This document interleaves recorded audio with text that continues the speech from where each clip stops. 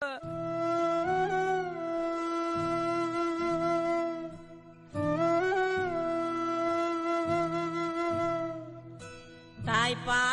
தண்ணீரும் ஒன்னாத்தான் இருந்துச்சு, விலையில்லாம கிடந்துச்சு. ஆனா இப்ப எல்லாமே தழகியா போனுச்சு, தடமாறி நின்னுச்சு.